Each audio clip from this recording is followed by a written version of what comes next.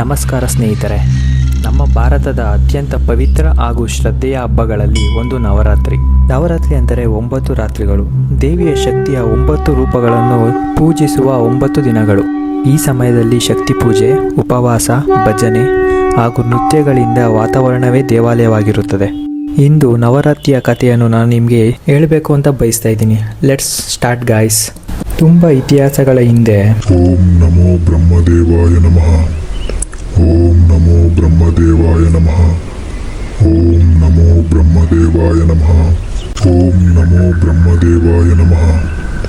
ಓಂ ನಮೋ ಬ್ರಹ್ಮದೇವಾಯ ನಮಃ.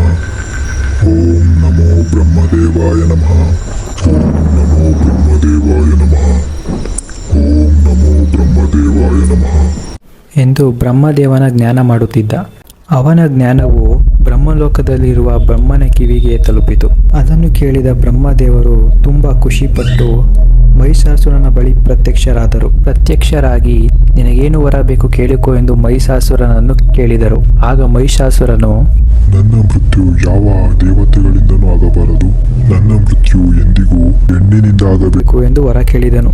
ಅದನ್ನು ಕೇಳಿ ಬ್ರಹ್ಮದೇವರು ಅವನಿಗೆ ವರವನ್ನು ನೀಡಿ ಅದೃಶ್ಯರಾದರು. ಅತ್ಯುಷ್ಯರಾದ ನಂತರ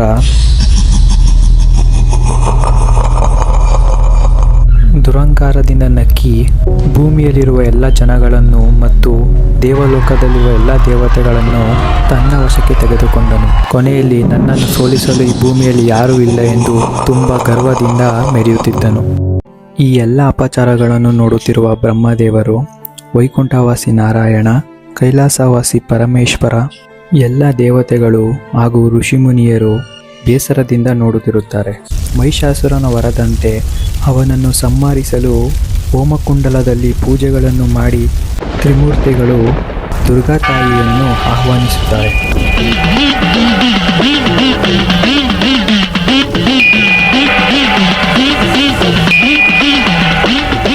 ಇದನ್ನು ತಿಳಿದ ಮಹಿಷಾಸುರನು ಏನು ಯೋಚಿಸದೆ, ನನ್ನನ್ನು ಗೆಲ್ಲಲು ಯಾರೂ ಇಲ್ಲ, ಒಂದು ಹೆಣ್ಣಿಂದ ನನ್ನನ್ನು ಕೊಲ್ಲಲು ಸಾಧ್ಯವೇ ಎಂದು ಅಹಂಕಾರದಿಂದ ಕೋಪದಿಂದ ನುಡಿದ. ಆದರೆ ಅಲ್ಲಿ ತ್ರಿಮೂರ್ತಿಗಳು ತಾಯಿ ದುರ್ಗಾಮಾತೆಗೆ ತನ್ನಲ್ಲಿರುವ ಎಲ್ಲ ಶಕ್ತಿಗಳು ಹಾಗೂ ಆಯುಧಗಳನ್ನು ನೀಡಿ ಶಕ್ತಿಯನ್ನು ತುಂಬುತ್ತಿದ್ದರು. ನಂತರ ದುರ್ಗಾಮಾತೆಯು ತನ್ನ ವಾಹನ ಸಿಂಹದ ಮೇಲೆ ಕುಳಿತು ಯುದ್ಧಕ್ಕೆ ತೆರಳಿದರು. ಅಲ್ಲಿ ಮಹಿಷಾಸುರನ ಸೈನ್ಯ ತಾಯಿ ದುರ್ಗಾಮಾತೆಗಾಗಿ ಕಾಯುತ್ತಿತ್ತು. ಹೇ ದೇವಿ, ಎಲ್ಲಿರುವೆ?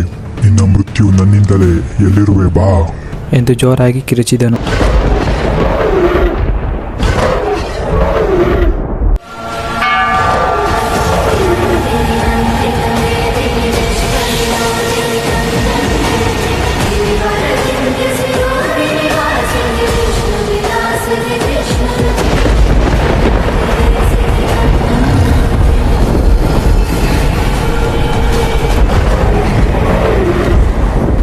ತಾಯಿ ಬಂದ ನಂತರ ಎಲ್ಲ ಸೈನ್ಯವು ಆಕ್ರಮಣ ಮಾಡಲು ಮುಂದೆ ಬರುತ್ತಾರೆ. ಆಗ ತಾಯಿ ಚಕ್ರವನ್ನು ಎಸೆದು ಅರ್ಧ ಸೈನ್ಯವನ್ನೇ ಧ್ವಂಸ ಮಾಡುತ್ತಾರೆ. ಹೀಗೆಯೇ ದಿನನಿತ್ಯ ಯುದ್ಧವು ನಡೀತಾನೆ ಇರುತ್ತದೆ.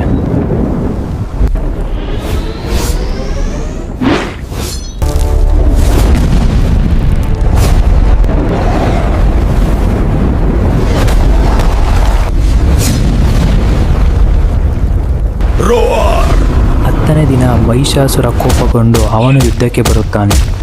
ಆಗ ತಾಯಿ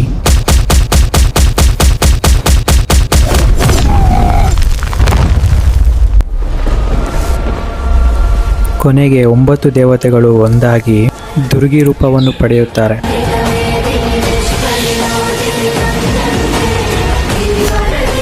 ಮಹಿಷಾಸುರನನ್ನು ಧ್ವಂಸ ಮಾಡುತ್ತಾರೆ.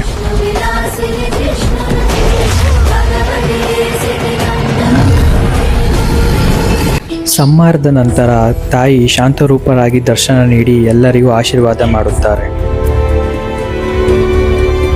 That is the video guys. Bye.